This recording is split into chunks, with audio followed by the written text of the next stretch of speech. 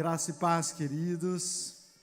Eu quero mais uma vez agradecer a oportunidade de estar aqui trazendo a palavra de Deus. E nessa noite eu quero falar com você a partir de um texto que está lá em Atos dos Apóstolos, capítulo 17. Então, quero convidar você a abrir a sua Bíblia em Atos, capítulo 17, versículos 16 em diante. E esse texto vai nos ensinar como falar de Jesus, como fazer discípulos no meio de um mundo cheio de ídolos, no meio de um mundo idólatra. O mundo em que nós vivemos não é nada diferente do que o mundo em que Paulo vivia. Os ídolos têm nomes diferentes, mas continuam sendo ídolos.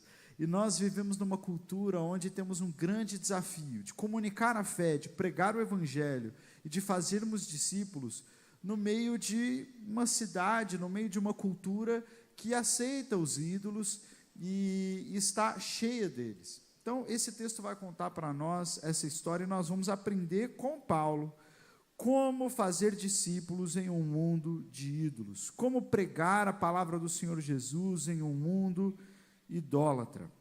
E nesse texto, nós vamos ver 4 coisas. Em primeiro lugar, nós vamos olhar para onde Paulo foi.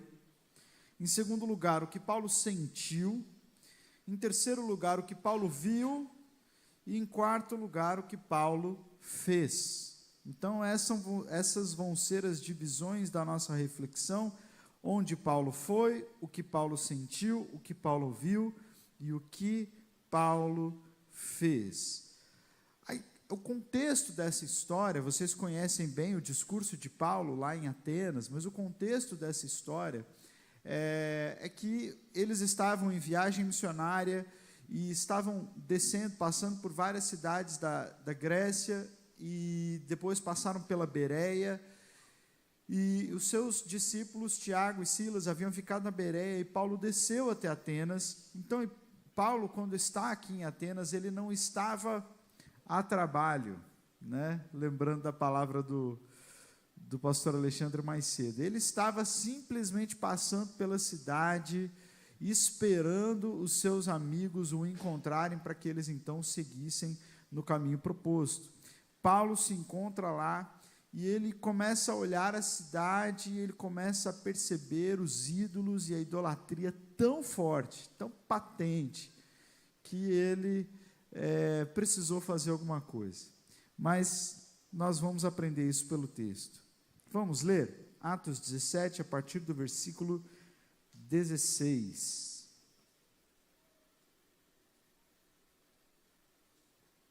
O texto diz: enquanto esperava por eles em Atenas, Paulo ficou profundamente indignado ao ver que a cidade estava cheia de ídolos. Por isso, discutia na sinagoga com judeus e gregos tementes a Deus, bem como na praça principal. Diga comigo, praça. Todos os dias, com aqueles que ali se encontravam. Alguns filósofos epicureus e estoicos começaram a discutir com ele e perguntavam: o que está tentando dizer esse tagarela? Outros diziam: parece que ele está anunciando deuses estrangeiros, pois Paulo estava pregando as boas novas a respeito de Jesus e da ressurreição.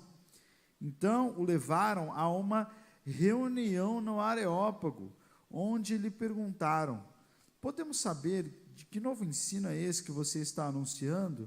Você está apresentando algumas ideias estranhas e queremos saber o que elas significam. Todos os atenienses e estrangeiros que ali viviam não se preocupavam com outra coisa senão falar ou ouvir as últimas novidades. Então Paulo levantou-se na reunião do Areópago e disse: atenienses, vejo que em todos os aspectos vocês são muito religiosos, pois andando pela cidade observei cuidadosamente os seus objetos de culto e encontrei até um altar com essa inscrição: ao Deus desconhecido. Ora, o que vocês adoram, apesar de não conhecerem, eu lhes anuncio.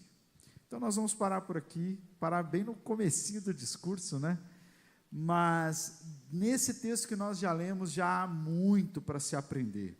Já há muito para aprendermos de como fazermos discípulos num mundo cheio de ídolos, num mundo cosmopolita, nas cidades, no mundo urbano, que era uma das características de Atenas. Mas em primeiro lugar, eu quero dizer para você o seguinte, que quando uma pessoa nasce de novo, e ela se entrega a Jesus Cristo, todas as coisas mudam, amém?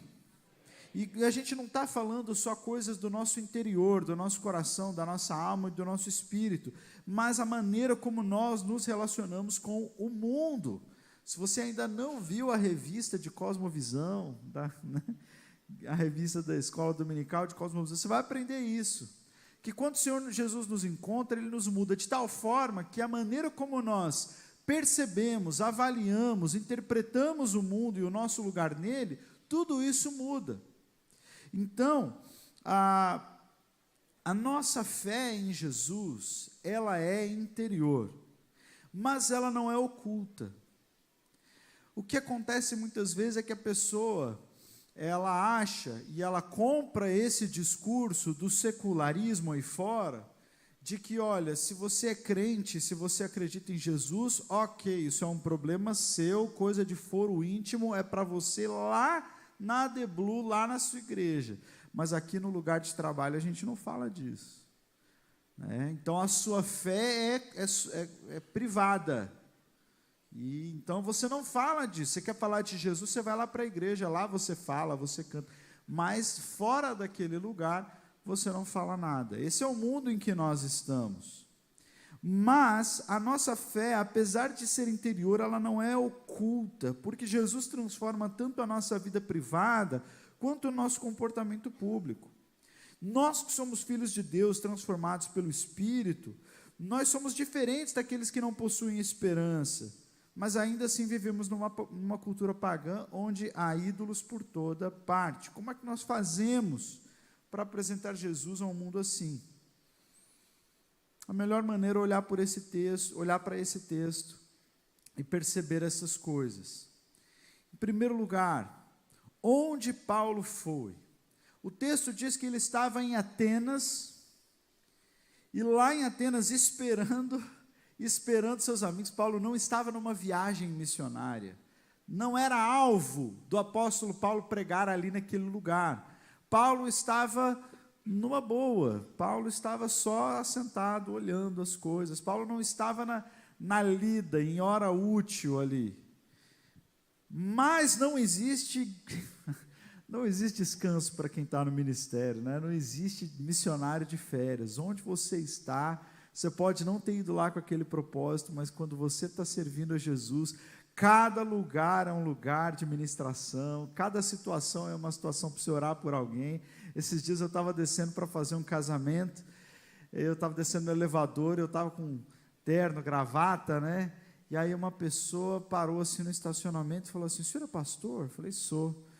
E ela falou assim: "Poxa, eu estou passando por uma dificuldade tão grande na minha vida, o senhor pode orar por mim?" Eu falei: "Claro, vamos orar, é agora." Eu não estava preparado, eu não desci para orar com aquela pessoa, mas as situações se apresentam e nós que servimos a Jesus estamos à sua disposição. Paulo estava assim, estava lá em Atenas, e o texto diz para nós que ele foi em 2 lugares. Ele foi na sinagoga, mas ele também foi ao mercado. O que isso quer dizer para nós? Já era praxe do apóstolo Paulo, sempre que chegava em algum lugar novo, em alguma cidade nova, o primeiro lugar era a sinagoga. Por quê? Porque Paulo era judeu, né? E Paulo ele usava a sinagoga como um lugar para introduzir o evangelho entre aqueles que já tinham algum conhecimento da Torá e das Escrituras. Então, onde quer que Paulo fosse, ele sempre começava pela sinagoga, a não ser nos lugares onde não havia sinagoga, como provavelmente é o caso da cidade de Filipos, né? Provavelmente não havia uma sinagoga ali, por isso ele precisou procurar um lugar onde os judeus provavelmente estariam. E como o judeu ele faz a ablução, ele lava as mãos antes de orar, então ele falou assim: os judeus devem estar em algum lugar que tem água corrente aqui, vou para a beira dos rios que eu vou achar o pessoal. E foi exatamente isso que aconteceu. Ele foi lá e, enfim, começou a igreja a partir do rio, lá em Filipos. Mas ele sempre ia para a sinagoga, e a sinagoga é onde o Deus de Israel era adorado. Mas ele foi também para a praça pública, para o mercado. Agora, entenda uma coisa, quando a gente fala de praça pública e de mercado, a ideia não é a mesma que nós temos hoje em dia e a ideia do texto. Porque a ágora grega, principalmente a ágora ateniense, não era só uma praça, como você imagina uma praça assim com a quadra, né, com os banquinhos e aqueles aparelhinhos assim, né, para o pessoal da terceira idade fazer academia, aqueles laranjinha, né? Não era essa praça que Paulo foi. E não era um mercado também como o mercado que você vai, né, lá no sacolão, na quitanda de frutas e legumes. Também não é assim, não é uma feira. A ágora intelectual era um espaço ali da mais alta reflexão filosófica. Na ágora, que é esse significado de praça pública ou mercado, as pessoas iam para ouvir as últimas notícias, era ali que os arautos dos imperadores se levantavam para proclamar os seus editos dos seus reis e imperadores. Era ali que as pessoas faziam apresentações artísticas, inclusive na Ágora de Atenas tinha um espaço logo ao lado para dramatizações, então havia teatro, havia poesia, havia música, havia discussão política, havia de tudo, e havia também gente comprando e gente vendendo. Eu não sei se você já viu a virada cultural da Avenida Paulista, né, lá em São Paulo. Eu fiquei pensando, o que poderia ser uma ágora? Eu acho que é mais ou menos aquilo ali. Gente fazendo discurso político, gente vendendo a sua arte, gente só curtindo, gente comprando, gente vendendo, um lugar altamente intelectual, altamente cosmopolita. E Atenas era essa capital intelectual e cultural do mundo. Tudo acontecia ali naquele lugar, era o centro cívico da cidade. E Paulo foi até esse lugar levar a sua fé até ali. Isso é muito interessante, porque nós não acreditamos que nós só podemos falar de Jesus dentro da igreja, dentro das quatro paredes. Não acreditamos nisso. Sabe por quê? Porque nós servimos o Deus de toda a terra. Nós não servimos uma divindade tribal. Sabe o que é uma divindade tribal? Divindade tribal é uma divindade pequena, que tem um grupo de seguidores, e a jurisdição dessa divindade ela é muito pequena, só fica ali. Então, onde é que estão os adoradores de Diana dos Efésios? Estão lá em Éfeso. Onde é que estão os adoradores de Afrodite ou de Ares? Estão nas suas respectivas cidades, e elas não entram muito em conflito, em contraposição. Por quê? Porque cada uma está no seu lugar, cada uma tem seu templo, cada uma tem a sua cidade. A jurisdição delas é definida. Mas o nosso Deus é Deus de toda a terra, e toda a terra é jurisdição dele. Então não importa onde você esteja, em que país, em que momento, em que lugar, em que vilarejo, você está debaixo da jurisdição do Deus vivo, então a sua fé pode ser proclamada sim naquele lugar, e deve ser proclamada assim. Olha só o que diz Provérbios, capítulo 1, versos 20 e 21. A sabedoria clama em voz alta nas ruas, ergue a voz nas praças públicas, nas esquinas barulhentas das ruas, e clama. Nas portas da cidade faz o seu discurso. A nossa fé é uma fé pública, porque o nosso Deus é um Deus grande demais para ser confinado em um templo, ou em uma confissão religiosa, ou em uma denominação evangélica. É por isso que nós devemos resistir aos apelos do mundo, de que nós fiquemos calados do lado de fora e só falemos de Jesus aqui dentro. Por que não? Porque o nosso Senhor Jesus, Ele é Senhor sobre este lugar, Ele é Senhor sobre a rua que está ali na frente, Ele é Senhor sobre a cidade como um todo, Ele é Senhor do mundo todo. Então, onde quer que você estiver, você pode levantar um culto ao Senhor, você pode testemunhar da sua fé. Amém? Nós ouvimos hoje em dia isso, que a fé é para o seu lugar de adoração e não para a vida pública, mas não é dessa forma. Se a nossa vida cristã não deve ser vivida de maneira privada, apenas nos ambientes religiosos, precisamos sim de fato nos engajar com o nosso mundo e penetrar na nossa cultura de maneira sábia para testemunhar da graça de Deus. Então, a gente vive nesse conflito, e esse conflito ele é natural para nós. Paulo conseguiu fazer isso lá em Atenas, nós lemos, né, ali até um pouquinho mais, que Paulo ele usou da sua sabedoria, do seu conhecimento de filosofia, de retórica e de cultura clássica, ele usou para citar os poemas, né, filósofos que eram respeitados naquela época.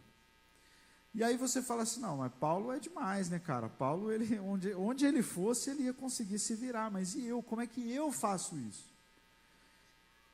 Como é que eu, no meu trabalho, como é que eu chego no escritório, segunda-feira de manhã, e eu falo de Jesus? Será que eu falo de Jesus no escritório? Como é que eu me apresento ali? Como é que eu posso falar da minha fé, tornar vista a minha fé?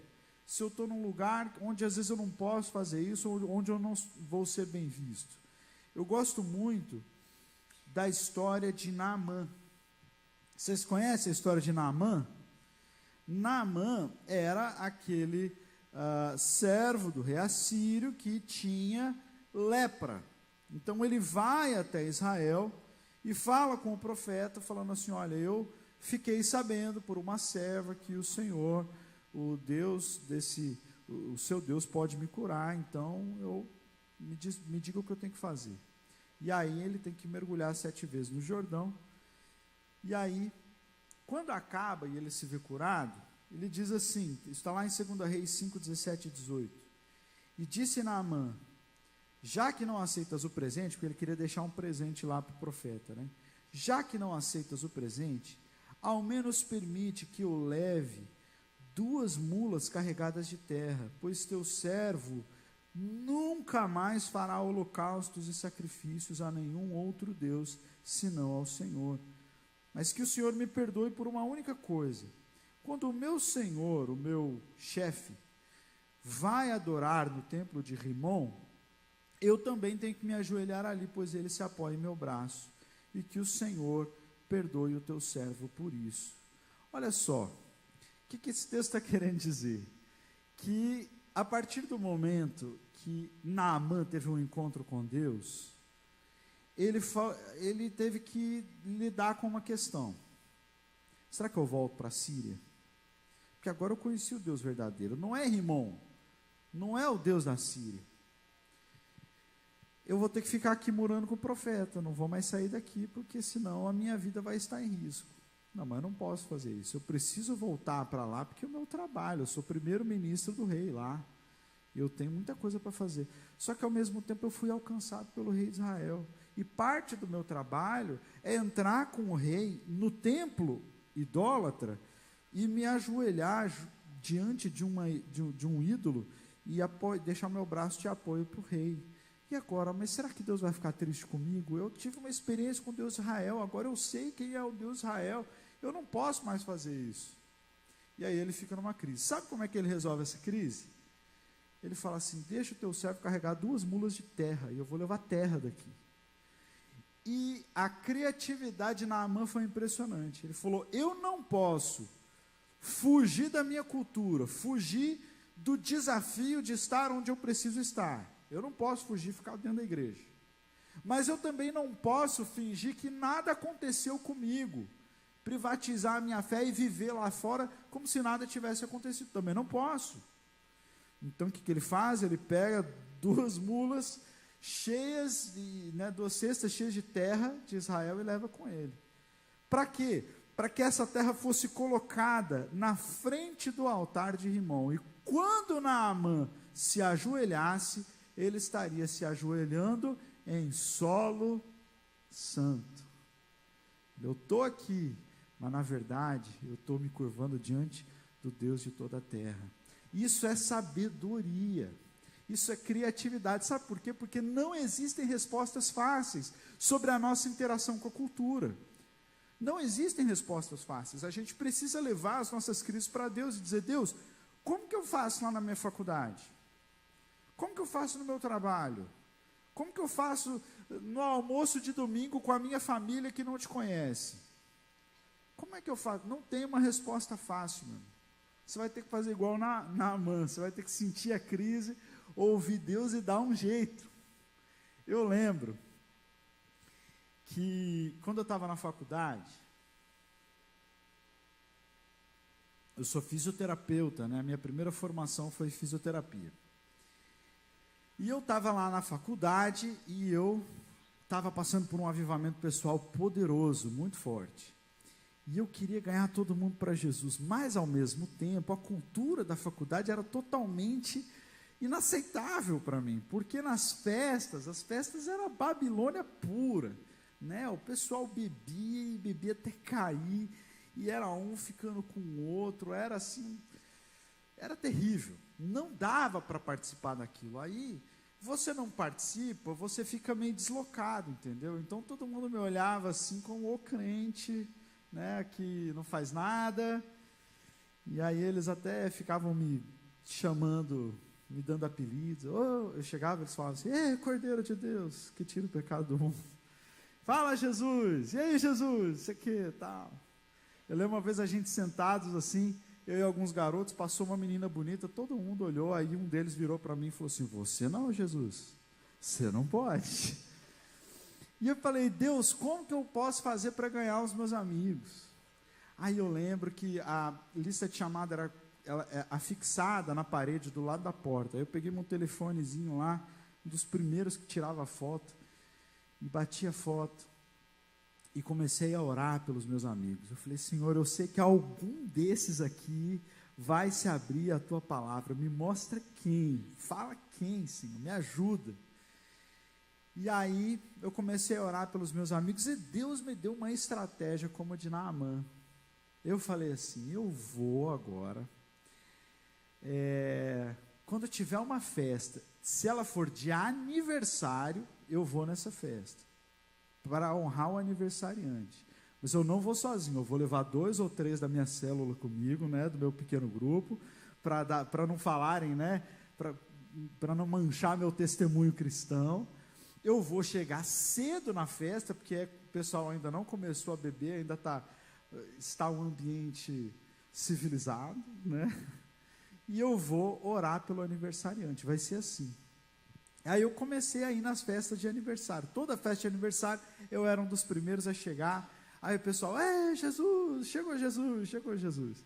Aí eu falava assim: vamos orar. E chamava o pessoal, né? Estende sua mão, sinal de bênção. Todo mundo: erguei as mãos e dá. Eles faziam uma festa, né? Uma farra.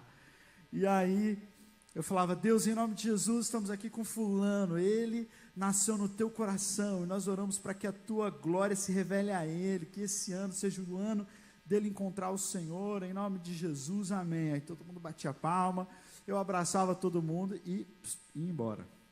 E o pessoal adorava isso. E aí, sempre que tinha festa de aniversário, eles vinham falar comigo: ó, vai ter festa, ô Jesus, mas é de aniversário, então você tem que ir. Aí eu: não, pode deixar que eu vou estar lá. Eu chegava lá, não pagava nada para entrar, porque não ia beber nada também, né? E chegava no aniversariante, orávamos e tal. Até que um dia, tinha um menino que chamava Sérgio, e ele ia fazer um aniversário no dia de um grande evento que tinha lá em Campo Grande, a exposição, né? E aí ele fez o aniversário, ele alugou tipo um barzinho assim, né? E fez um open bar, gastou uma grana, deu convite para todo mundo no open bar lá do barzinho, e falou comigo, falou: Jesus, eu quero que você vá, porque é meu aniversário. Aí eu fiquei meio assim: poxa, mas no barzinho fica até mais esquisito, né? Mas eu falei com o outro crente lá da sala, eu falei: se você for, eu vou, se me cobra, eu te cubro. Não, beleza, vamos lá. Sabe o que aconteceu? Teve um show sertanejo na mesma noite, e ninguém da sala foi no aniversário. Sabe as únicas pessoas que foram no aniversário do Sérgio? O Jesus.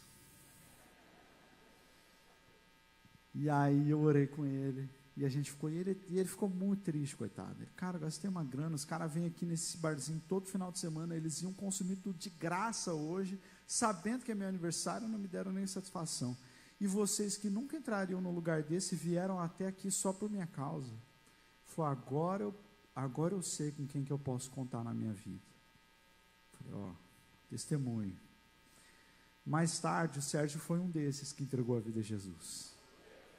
Mas a gente precisa de estratégia, não há resposta pronta, não tem como a gente dar uma resposta que cubra todas as situações possíveis. Você vive num lugar que você precisa manifestar a sua fé, mas de maneira sábia, né? E não deixar que a sua fé fique restrita ao seu espaço religioso.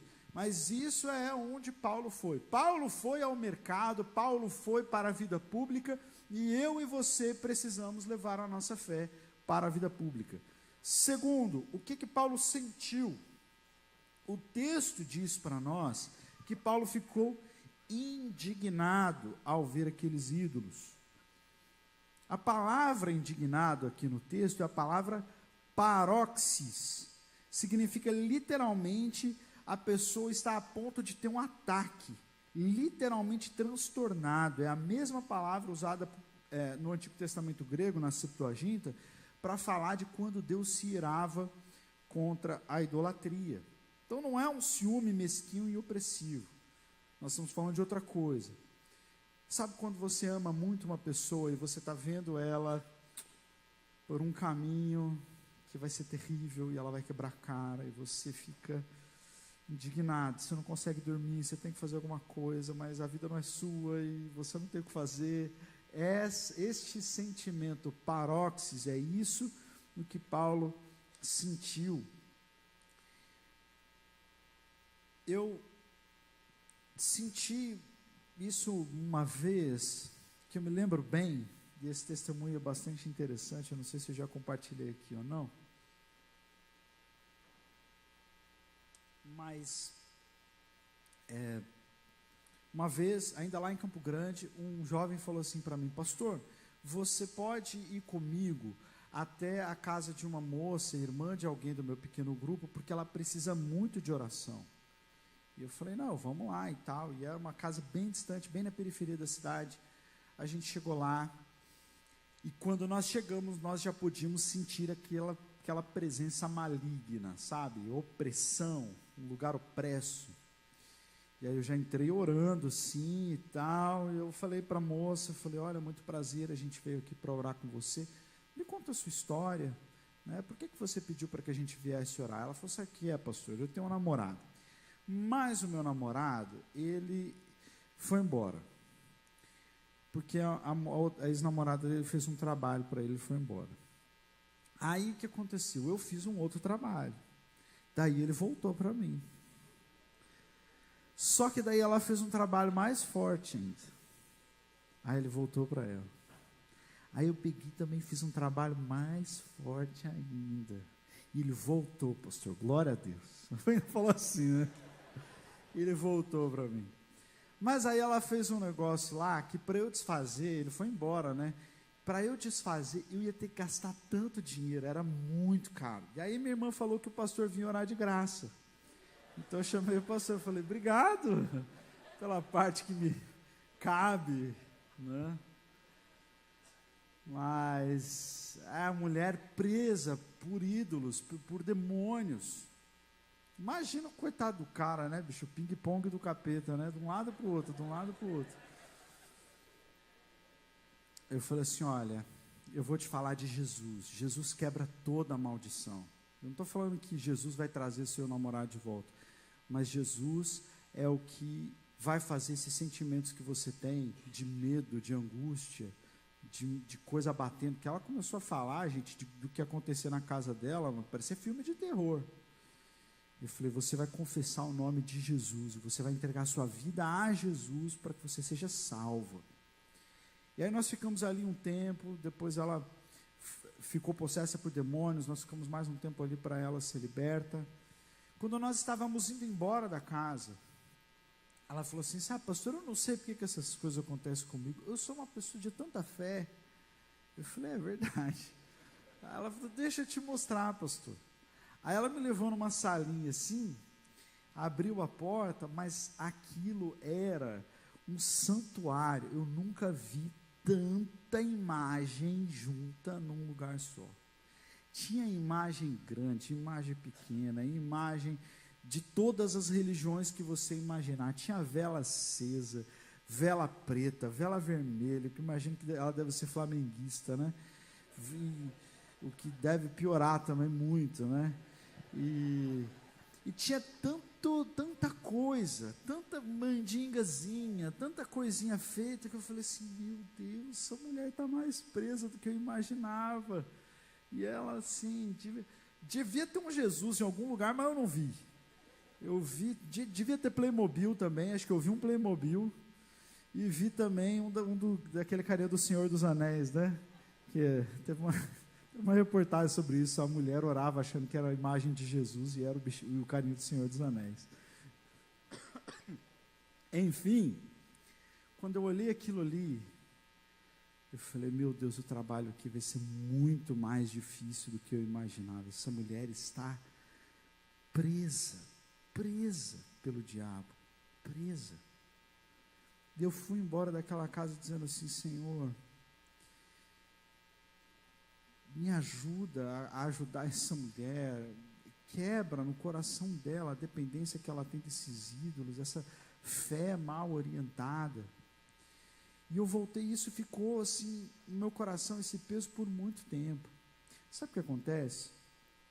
A gente perde isso. A gente perde esse sentimento de, cara, essa pessoa está perdida. O mundo está perdido, eles precisam de Jesus. A gente perde esse sentimento, essa paróxis, esse incômodo de que o diabo está ceifando vidas e a gente está aqui de boa. E se a gente não ganhar ninguém para Jesus, está bom. E se eu nunca apresentar o evangelho pessoalmente a alguém, também está bom. E se eu não discipular ninguém, está bom. A gente está muito confortável com isso e não devia. Devia ter paróxis, devia ter indignação, devia ter choro, devia ter joelho dobrado, devia ter vigília, devia ter, sim, movimentos para evangelização. Você devia orar pelas pessoas que estão próximas a você com essa indignação. Senhor, me dá a vida desse irmão. Senhor, em nome de Jesus, abre caminho para que eu possa pregar o evangelho, porque sem essa indignação, o mundo vai para o escambau, com desculpa da expressão, e a gente vai ficar aqui sem sentir remorso nenhum, sem sentir indignação nenhuma. Falta indignação no coração da igreja. Paulo sentiu isso, nós também precisamos sentir. A gente liga a televisão, a gente vê toda sorte de impureza, e a gente ainda esbraveja. Vão tudo para o inferno. Não, Senhor. São teus filhos, criados à imagem e semelhança do Senhor. O Senhor está chorando pela vida deles. Eu não posso desprezar a quem Cristo ama. Eu não posso chamar Deus de Pai se eu não estiver disposto a chamar quem está lá fora de irmão. Eu preciso ir até essas pessoas. Eu preciso dessa indignação. Se você não tem sentido isso, ora e peça. Fala, Deus, põe lágrimas nos meus olhos. Deus coloca como a Lady Juliana orou, fere o meu coração com uma ferida de amor por ti e pelos perdidos. Senhor, eu quero voltar a amar o evangelismo, eu quero ganhar alguém para Jesus ainda esse ano. Sem indignação não existe missão. Em terceiro lugar, o que Paulo viu? Paulo viu ídolos por toda parte. Ídolos por toda parte. Você vê ídolos por toda parte, sim ou não? Em Blumenau. Sabe o que é interessante?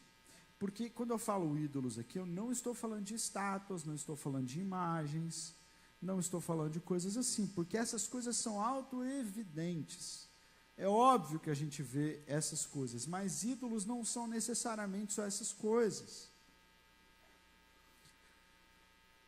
Por trás de todo problema moral ou social, por trás de cada casamento que se desfaz, por trás de cada injustiça no mundo, está escondido um problema de idolatria.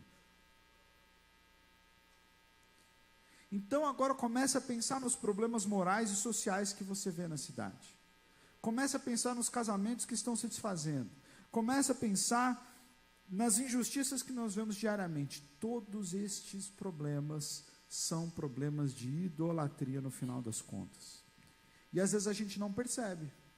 A gente acha que é só problema econômico, ou financeiro, ou problema relacional, ou um problema assim, ou problema X, ou problema Y, e não é.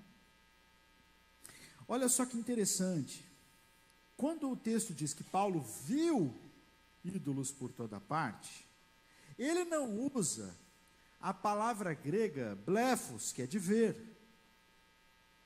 Ele usa uma outra palavra, a palavra teorel, que dá origem à palavra teorizar. Significa que ele discerniu ídolos por toda parte. Ele não só viu as estátuas, mas ele percebeu que aquela cidade e aquelas pessoas, elas eram idólatras. Às vezes a gente não percebe isso.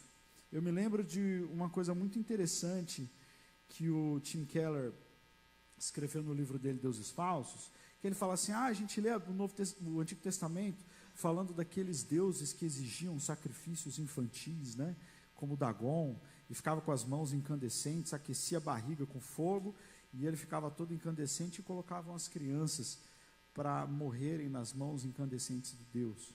Você fala, nossa, que povo bárbaro, nossa, acho que hoje essa moda nunca pegaria, né? Ninguém ia fazer um Deus desse. Aí ele falou assim, imagina uma carreira que exige total aplicação da pessoa.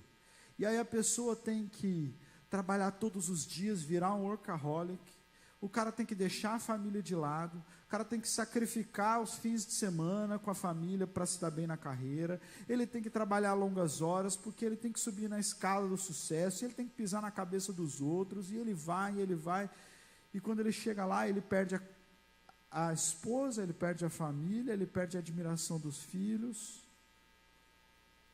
Essa carreira é um Dagon. É uma carreira que, se você quiser ser bem sucedido nela, você vai ter que sacrificar os seus filhos. É sacrifício infantil do mesmo jeito. Entende? O que é teorizar a idolatria?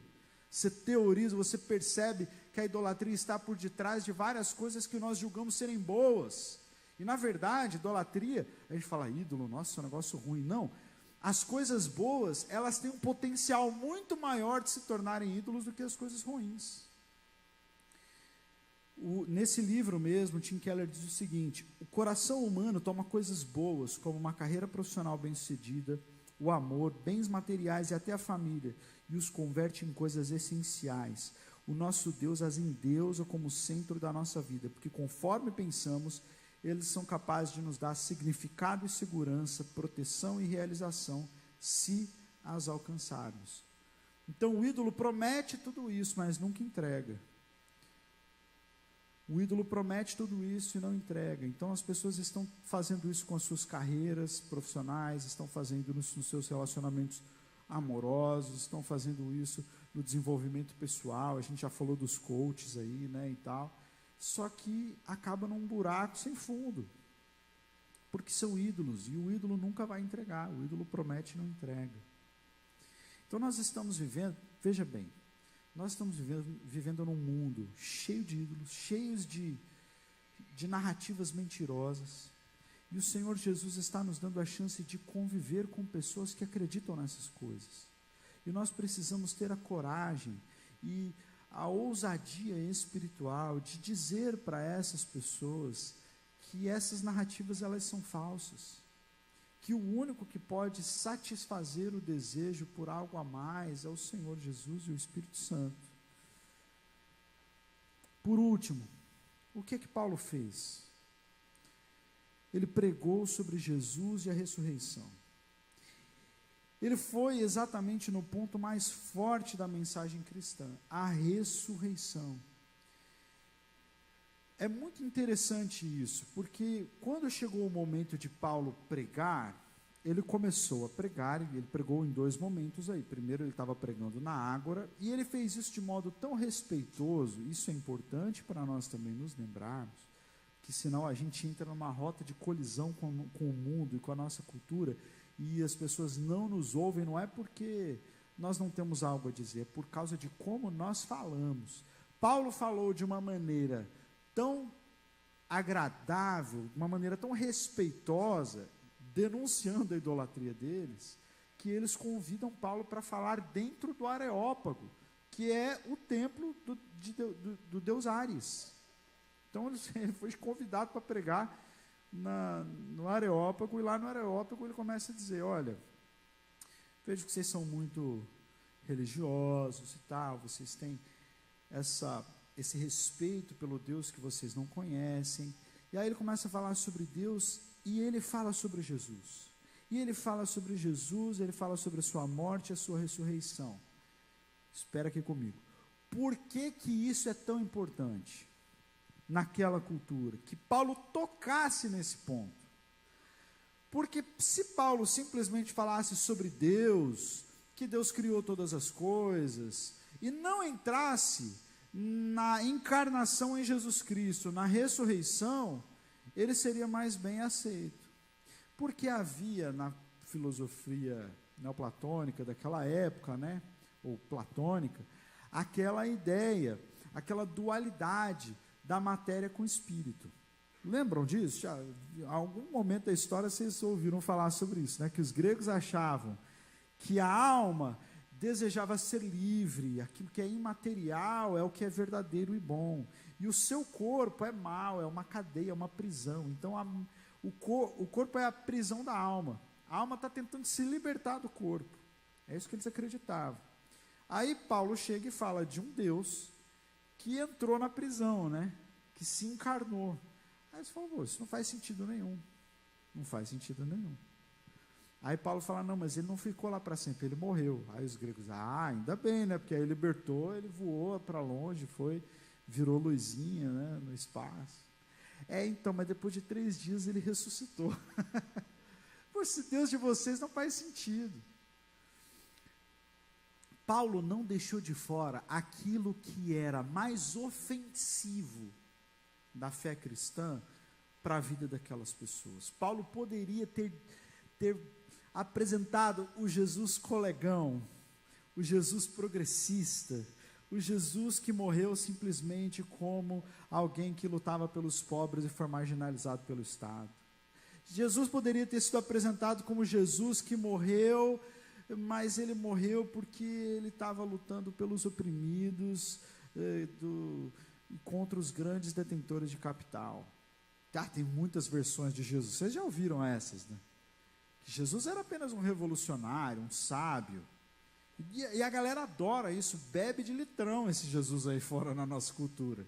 Esses dias eu ouvi a Anitta falando sobre Jesus, e ela falou assim, olha, as pessoas falam que tem que temer a Deus, mas não, gente, Deus, ele não, assim, ninguém precisa ter medo de Deus, Deus é amor, Deus não quer que as pessoas tenham medo dele. Aí eu falei, meu Deus do céu, a Anitta misturando, né, temor a Deus com ter medo de Deus. Eu falei, gente, isso aí a gente ensina, minha filha de 6 anos já aprendeu isso na EBD, que tem diferença, né? Mas e aí o mundo batendo palma, nossa, que discurso da Anitta, que a gente não precisa ter medo de Deus e tal. É o Jesus amigão, é o Jesus filósofo, é o Jesus, o mestre mais educador de todos, o filósofo mais lindo de todos, ou não sei o que, mas Paulo não ficou nessa baboseira não. Paulo falou assim, Jesus é Deus, morreu, ressuscitou, está vivo e virá julgar vivos e mortos. O que significa que quando nós estamos discipulando no meio de alguma cultura idólatra, nós falamos com respeito, como Paulo falou. Nós ganhamos espaço no coração das pessoas, como Paulo ganhou. Nós sentimos uma indignação muito forte pelo amor às vidas que nós pregamos. Mas nós não suavizamos o Evangelho de Jesus Cristo. Nós não suavizamos a palavra de Deus. Nós não suavizamos a mensagem profética deixada na palavra, porque ela é salvação para todo aquele que nela crê. O Evangelho é transformador, não a sua versão do cristianismo 2.0, evoluído, pós-moderno. Paulo pregou exatamente o que ele precisava pregar e decidiu ser ofensivo. Naquele momento ele precisou ser ofensivo, porque ele escolheu não suavizar o evangelho. E nós, em 2024, pregando a pessoas que precisam de Jesus, que estão aí perdidas, entregues aos ídolos, nós percebemos, nós temos discernimento sobre onde estão esses ídolos, nós choramos pelos perdidos, nós vamos até onde eles estão, mas nós não suavizaremos o evangelho de Jesus, nós não deixaremos de pregar a Jesus e este ressurreto. A vitória da cruz é o centro da nossa fé, e é isso que Paulo faz, e ele prega a ressurreição. Quando nós chegamos em Coríntios 15, 14, Paulo explica isso, ele diz: se não há ressurreição dos mortos, nem Cristo ressuscitou, e se Cristo não ressuscitou, é inútil a nossa pregação, como também é inútil a fé que vocês têm. Quando Paulo está falando, apelando a Festo, ele vira, ele está falando a festa, ele vira para Agripa e fala assim: olha, essas coisas que estão me acusando, que eu prego, da ressurreição do homem, todo mundo viu, a Agripa viu também, ele sabe, fala aí, não é uma coisa que foi escondida num canto, Jesus não estava escondido num canto, Deus fez essas coisas diante dos olhos de todo Israel, e a Agripa viu. Então a ressurreição é a base da nossa pregação. O que Paulo faz ali é buscar uma conexão com as pessoas, ele faz isso através da filosofia grega e depois apresentar o conflito. Buscar a conexão, apresentar o conflito. Anota essas coisas. Para testemunharmos ao mundo, nós precisamos buscar conexão e apresentar o conflito. Deixa eu contar a última história. Eu gosto muito de futebol, sou corintiano. Eu também não estou muito animado por eu ser corintiano, não. E o time do Ismael roubou nosso goleiro ainda. Então, é um tempo triste para os corintianos. Mas eu morava num prédio. E o apartamento do lado tinha um mineiro que morava lá, e ele era atleticano. Rapaz, esse cara era doente com futebol. Não, ele era cruzeirense. Não, ele era cruzeirense, que foi um tempo atrás que o Cruzeiro não estava lá muita coisa. Ele era cruzeirense. E aí eu chegava em casa, quando às vezes eu estava lá em casa, eu ouvia ele gritando: gol, gol! Eu falava: ih, rapaz, o Cruzeiro está jogando. Aí eu ligava lá a TV, não dava outra, era o Cruzeiro jogando. Ou o Atlético tinha tomado o gol de algum time. Era assim, era a mesma comemoração no mesmo nível, né? E aí, então, eu sabia que ele gostava muito de futebol, sempre que a gente se encontrava, eu puxava esse assunto de futebol com ele. Aí, um dia, a gente estava lá embaixo, esperando uma encomenda do correio, e eu: e aí, como é que tá o Cruzeiro e tal? Ele: ah, rapaz, tá assim, tá assado e tal. E eu falando de futebol, eu falei: cara, eu gosto muito de futebol. Aí eu falei: mas sabe, eu vou te contar um negócio que você não vai acreditar.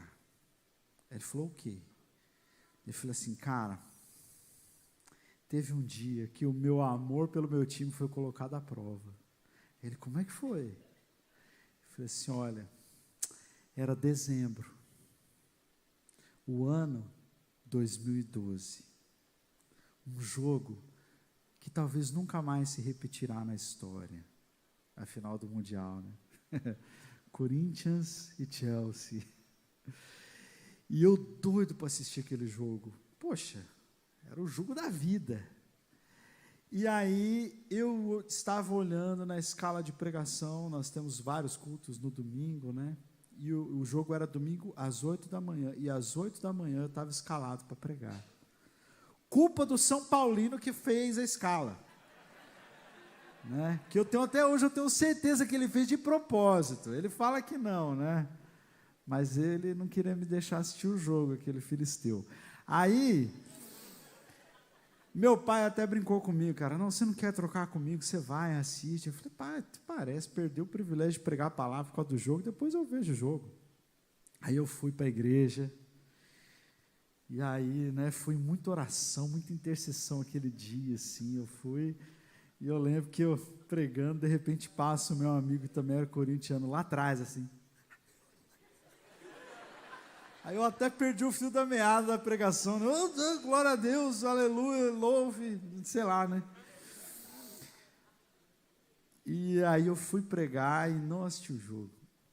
O meu amigo cruzeirense falou assim: eu não acredito. Você não assistiu, foi para a igreja. Eu falei: cara, eu não trocaria o privilégio de pregar a palavra de Jesus por causa de um jogo de futebol. Aí ele falou: você ama Jesus então, hein? Eu falei: amo Jesus. E ele ficou impactado com aquilo. E ele falou assim: vamos conversar mais sobre isso depois? Que eu gostei de conversar com você. Falou assim, né, que você só tá. Gostei de você. Tem um pãozinho de queijo lá em casa, vamos conversar mais. Aí eu falei: vamos sim. E eu tive o privilégio de me assentar com ele várias vezes, contar a minha história, contar meu testemunho. Ele foi conosco à igreja, né, quando nós estávamos mudando de Maringá, ele estava no processo, né, de ser discipulado, de aceitar Jesus. E eu creio que esse momento vai chegar para ele. Mas você precisa fazer o quê? Buscar a conexão, o assunto em comum, e depois apresentar o conflito, apresentar o evangelho, né? E é assim que Paulo fez. E olha só o resultado. Atos 17, 32 a 34. Quando ouviram sobre a ressurreição dos mortos, alguns deles zombaram. E é isso que vai acontecer muitas vezes. Alguns vão zombar mesmo. Não tem problema. A gente não está aqui para colecionar elogio, né? Se for para ser zombado, vai ser zombado. Outros disseram: a esse respeito nós o ouviremos outra vez. Com isso, Paulo retirou-se do meio deles. Alguns homens juntaram-se a ele e creram. Entre eles estava Dionísio, membro do Areópago, e também uma mulher chamada Dâmaris, e outros com eles.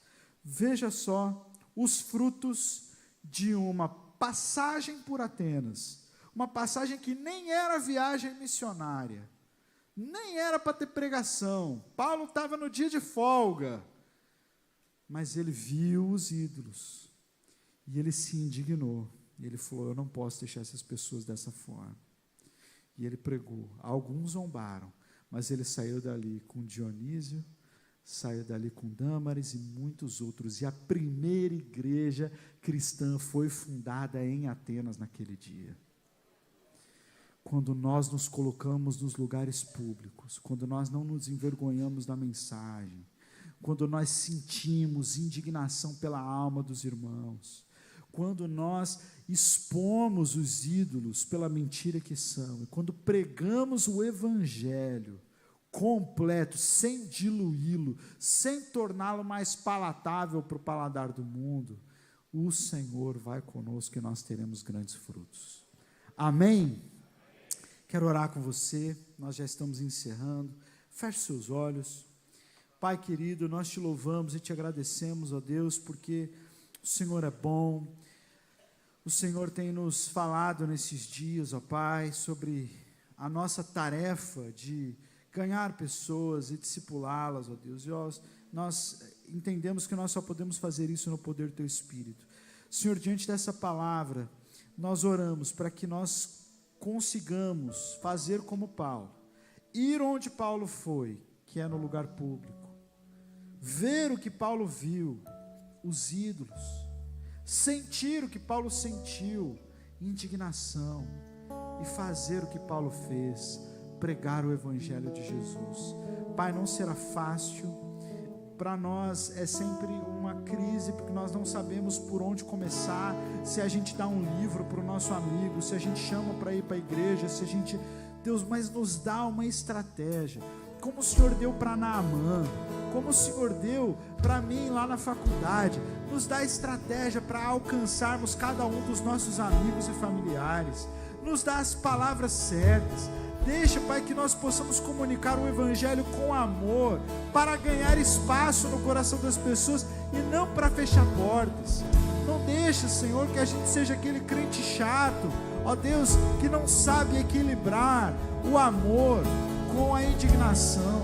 Deus, em nome de Jesus, que a igreja, a Assembleia de Deus de Blumenau, alcance cada vez mais espaço nessa cidade, que eles se coloquem publicamente pelo Evangelho de Jesus, mas com muito amor, com muita doçura, sem perder a verdade, sem perder o confronto profético, sem perder a denúncia contra os ídolos, mas usa essa igreja e esses irmãos para uma obra poderosa nessa cidade. Essa é a nossa oração, fazemos em nome de Jesus.